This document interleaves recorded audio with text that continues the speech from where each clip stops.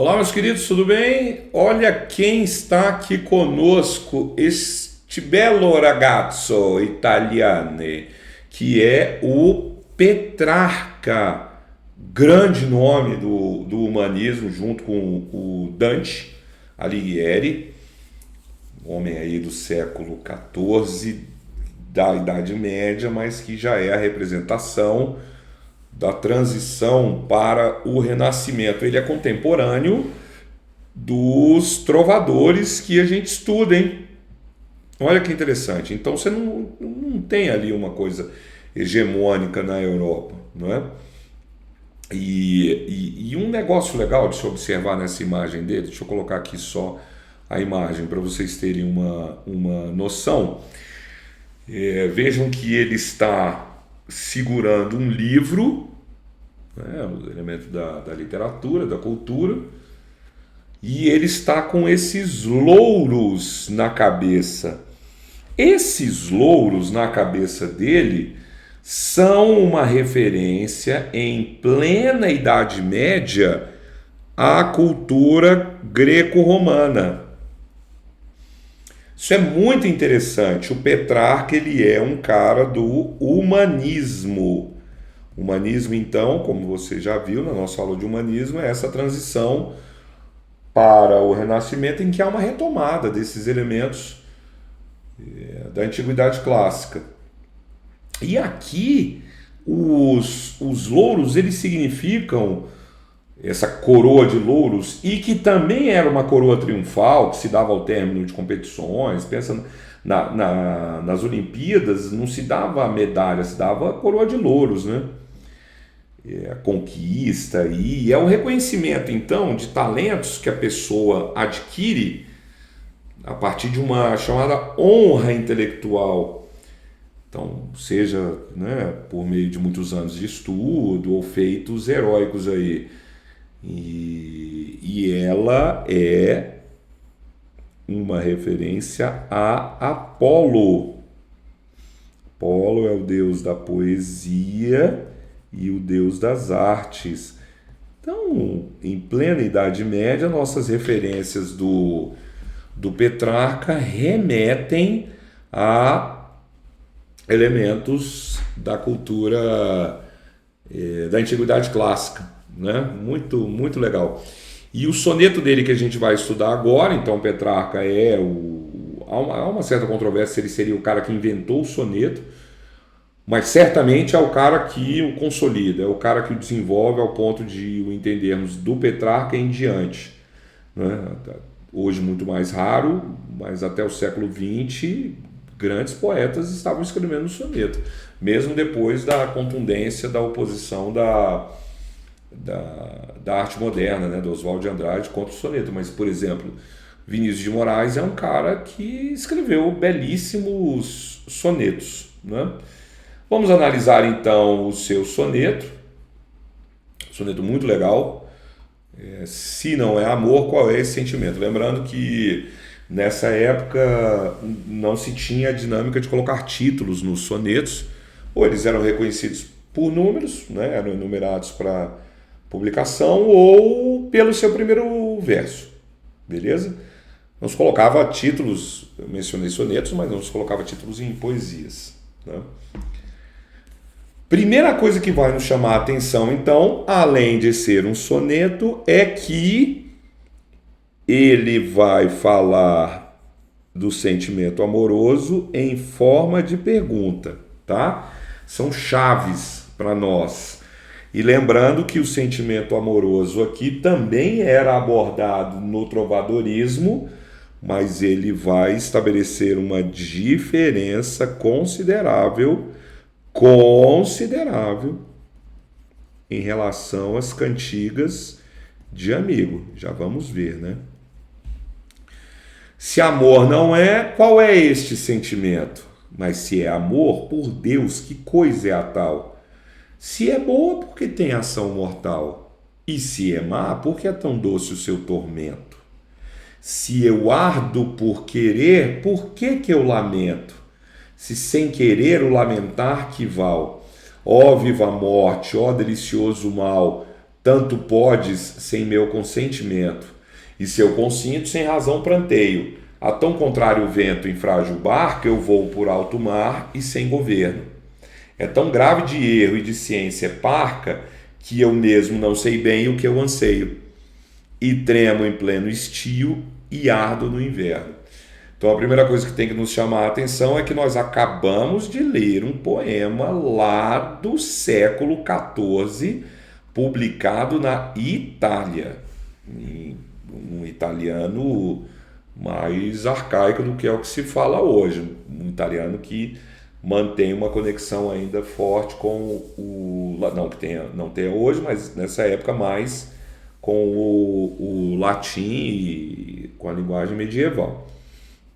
Então, esse poema ele é um desafio para tradutores, principalmente como toda tradução é um desafio para tradutores. Deixa eu dar uma corrigida aqui no negócio que eu acabei de ver.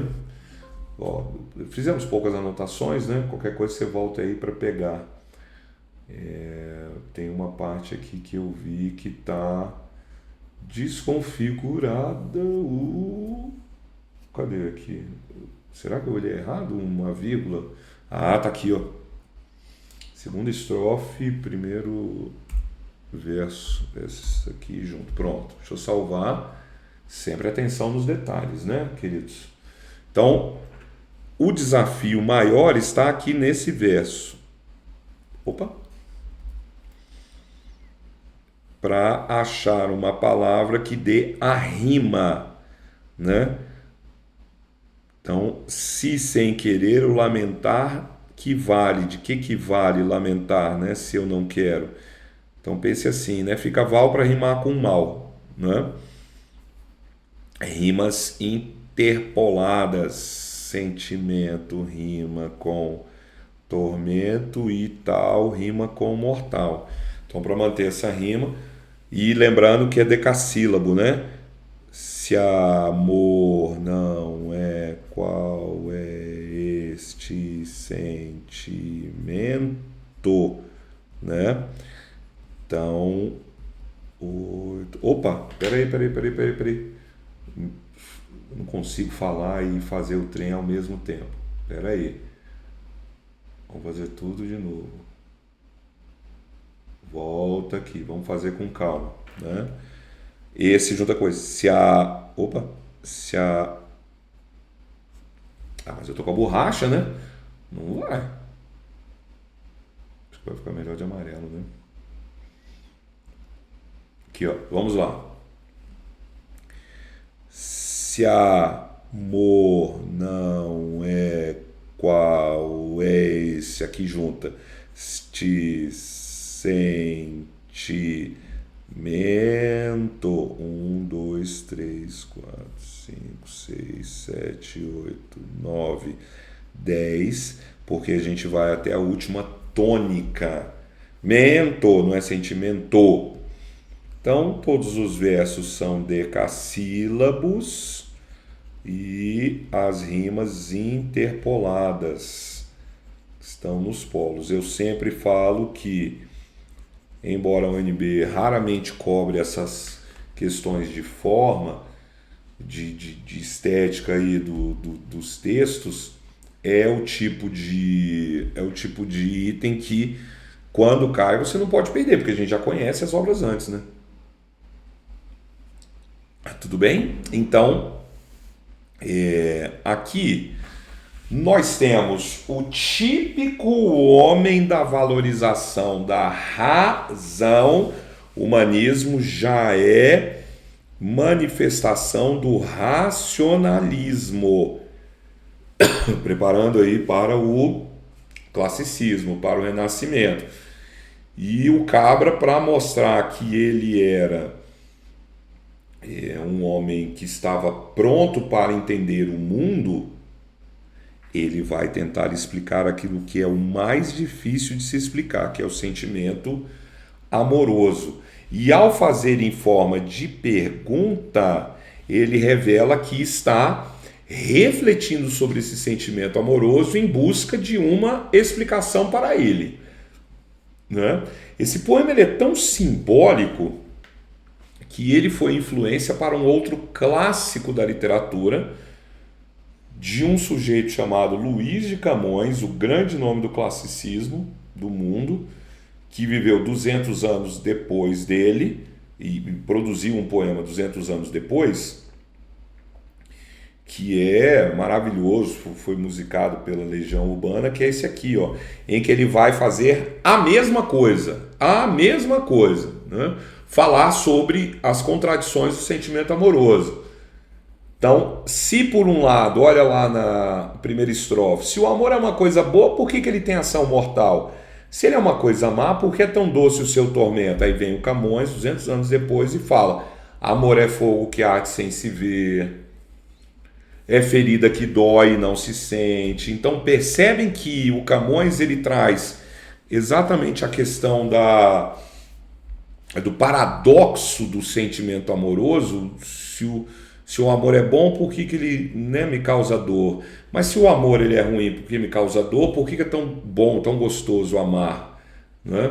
É um contentamento descontente. Aí o contentamento descontente já é uma antítese, né? Você já grudou duas ideias que não coexistem. Né? E a ferida que dói e não se sente, o paradoxo, né? As coisas que são opostas à antítese já entra numa lógica inconcebível, né? É um contentamento descontente, é dor que desatina sem dor. Então ele vai falando das contradições. É querer estar preso por vontade, olha que maravilhoso. Né? E lá no final, olha o que Camões fala: mas como causar pode o seu favor nos corações humanos amizade? Então, a amizade aqui colocada como um princípio do amor sublime do Platão, né? Sempre voltando para os clássicos, sempre voltando para a antiguidade clássica. Vocês vão ver que na aula do Camões, do soneto do Camões, eu coloquei também uma imagem do Camões com louros. Se tão contrário a si é o mesmo amor. Isso aqui é Camões, isso aqui é nossa, isso aqui é Petrarca. Aqui, ó. Isso aqui é Petrarca. A contradição que é a do sentimento amoroso, que na verdade revela a contradição do que nós, seres humanos, somos. Né? Então, esse soneto do Camões, né? Às vezes eu olho para cá porque eu tenho 3 telas, tá, gente? Mas esse soneto do Camões, ele remete a esse soneto do nosso queridão Petrarca. Vamos analisar como que ele desenvolve então isso, né? Então ele primeiro estabelece a sua premissa, sua questão-chave, né? Partamos do princípio que amor é bom, e você imagina que o amor é bom. Mas como o amor causa coisas ruins, ele estabelece o seguinte, ó, então não deve ser amor, né? Você está causando coisas ruins, não, mas é, então pera, é ou não é? Então se amor não é, qual é este sentimento? Então ele vai girar em torno do questionamento. Como todo bom racionalista, vamos partir de uma dúvida, que o Descartes, séculos depois, no seu discurso do método, vai chamar de hipótese. Né? Então, se não é amor, que sentimento que é esse? Não, mas é amor. Tá, então se é amor, que coisa é esse sentimento? Então, a concordância não é com o amor no masculino, é com a coisa no feminino. Então, se é uma coisa boa, olha os paradoxos aqui, chaves, né? Então, se é uma coisa boa, por que ele tem ação mortal? E se é uma coisa má, por que a gente gosta tanto, né, de viver esse tormento? Percebem que a gente está num outro rumo de amor, diferente daquela vassalagem amorosa lá do trovadorismo, em que o nosso trovador não questiona o quão ruim é sofrer de amor e ele continua se submetendo. Então o Petrarca ele estabelece uma linha divisória muito clara, tá? Daí ele ser um autor do humanismo, beleza? E na segunda estrofe, como todo bom soneto clássico, né? Lembrando que o soneto clássico é assim, ó. Então existem sonetos que têm essa forma, 2 quartetos, 2 tercetos, metrificados, rimados, mas ele não é um soneto clássico. O soneto satírico do Gregório de Matos, o poeta descreve a Bahia. Agora, os outros sonetos do Gregório de Matos são sonetos clássicos, né? Tema, continuação do tema, uma contraposição e o fechamento. E o fechamento do soneto. E o último verso ele tem que então sintetizar tudo que se fala antes. É o nosso fecho de ouro. Beleza? Portanto, na segunda estrofe lá está o nosso Petrarca, né? Olha aí. Se eu ardo por querer, então aqui ele deixa muito claro o seguinte: ninguém está te obrigando a amar. Você ama porque quer. Então, sem obrigação. Então, se eu sei que o amor vai me causar dor e eu decido ainda assim amar, por que eu estou lamentando? Então eu estou lamentando porque eu estou tentando mudar, né? A lógica amorosa. Mas também se eu não lamentar, ou seja, né? Eu quero amar, aí eu sofro. Aí eu fico reclamando. Então eu não vou querer amar. Só que quem diz que a gente controla o amor? Você ama querendo ou não. Então, se mesmo sem querer você vai amar, de que vale lamentar? É muito bom isso. Então, você ama querendo ou não, o amor é mais forte do que você, e reclamando ou não, querendo ou não querendo, não adianta de nada. Aí ele vem para as antíteses. Ó viva morte! Olha que imagens ele coloca. O Camões fala do contentamento descontente, ele fala da viva morte. Olha as antíteses aqui. E olha que mal delicioso. É o amor, né? E aqui ele coloca, sintetizando os 2 primeiros versos, que o amor é mais forte do que a nossa vontade. Portanto, o amor transcende a razão, porque racionalmente você pensaria o quê? Por que eu vou me entregar a um sentimento que me faz sofrer? O problema é que não adianta eu pensar isso. Ih, eu tô na frente, né, Edu? O problema é que não adianta pensar assim. O amor ele virá com uma força maior. Claro que aqui o danado do Petrarca remete ao amor também como um elemento mitológico, né? Uma entidade mitológica. E seguindo, olha só, ele chega na terceira estrofe com uma contraposição que é belíssima. Belíssima. Essa imagem que ele cria aqui é tão bonita. Então, se eu não aceito o amor, eu vou sofrer. E se eu não aceito, eu vou amar do mesmo jeito e sofrer do mesmo jeito. Mas ao mesmo tempo, amar é bom, né? Amor não é só sofrimento. E ele vem, então, se eu consinto, se eu aceito, sem razão nenhuma, eu choro. E aqui ele constrói uma metáfora. Metáfora é aquela comparação inesperada. Ele constrói uma metáfora do sentimento amoroso. Beleza? Vamos lá. Vamos começar primeiro com a ideia da frágil barca. E sempre lembrando que o mar é metáfora do mundo, mas o mundo que a gente não conhece. E ele não está só no mar, ele está em alto mar, avançado lá no oceano. Então, beleza. Estou em alto mar.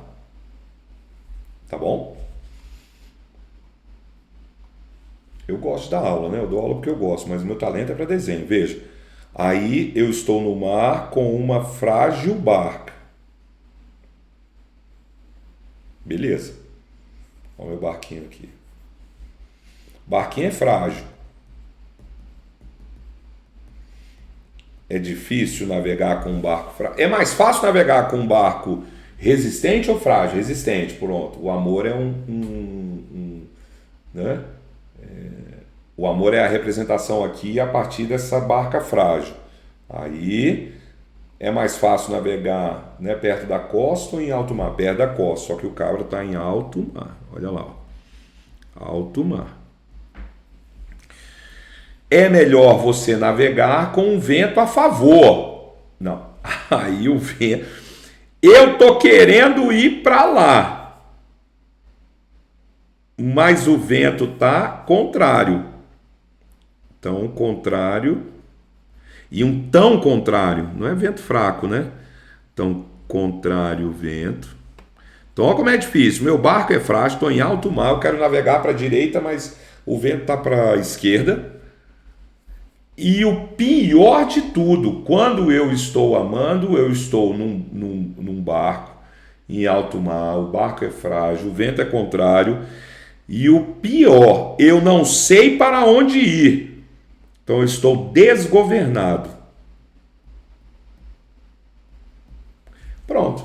Essa é a imagem do amor. Então amar é tão difícil quanto estar em alto mar, com um barquinho frágil, ventando para cá e eu querendo ir para lá, e eu tentando com o leme direcionar, mas não é que eu estou indo para uma direção errada porque eu quero. Eu estou sem direção, desgovernar. Isso é amar. Petrarca, então, cria uma imagem que para mim é uma das imagens mais bonitas da poesia mundial de todos os tempos sobre o que é amor. Que é essa daqui, ó. Pô, Marcelo, então é muito ruim, né? Mas amar é bom demais, né? Vai viver esse amor para você ver o tanto que é ruim. E ele, para fechar, ele traz que conclusão? A de que ele não tem capacidade para explicar o que é o amor. Veja que Camões vai falar sobre o desconcerto do mundo, Gregório de Matos vai falar sobre envolver-se na confusão dos nécios, e o Petrarca vai falar sobre a dificuldade que é definir o amor. Então nós temos homens que no uso da sua capacidade intelectual e da sua razão deixam claro que não dá sempre para conseguir explicar o mundo, nesses três poemas, né? Deixa eu voltar para cá, mas não é aqui que eu quero aqui, ó. Então, se vocês acharem alguma versão que aqui aparece erro do português arcaico para tradução, tudo bem, mas na verdade é essa a lógica do erro. Então, quando você pensa racionalmente as coisas, você não está querendo errar, mas aqui a chance de errar é muito grande e de ciência é parca. Uma coisa parca é uma coisa pouca. Então, de ciência, não pense na lógica da ciência como a gente pensa hoje, mas da ciência de estar ciente, de saber. Então, sabe-se pouco sobre o amor, não no sentido de que ama-se há pouco tempo na história do mundo, mas porque pensa-se racionalmente pouco, né, sobre o amor. E aí, isso é lindo. Que eu mesmo não sei bem o que eu anseio. Então, o amor não é algo fora do ser humano. O amor está dentro do humano. Então, o humano é o conjunto maior e o amor é o conjunto menor. Então, como que eu vou definir o amor se eu mesmo não sei bem o que eu quero? Então, eu mesmo tremo em pleno estio, que é o verão, então eu tremo de frio em pleno verão e ardo de calor em pleno inverno. Então, é muito legal, porque aqui ele está dizendo o seguinte, a questão não é do amor. Entender o amor, na verdade, é entender a mim mesmo. O amor é contraditório porque eu sou contraditório. Que lindo, que lindo! Um brinde para o Petrarca, tintim da aprovação, Petrarca. Belíssimo poema sobre a condição humana, não é mesmo? O que vocês acharam? Queridos, é isso, ficamos por aqui. Um beijo e até o próximo episódio. Se eu fosse você, já emendava logo Petrarca e Camões, né? Humanismo e classicismo.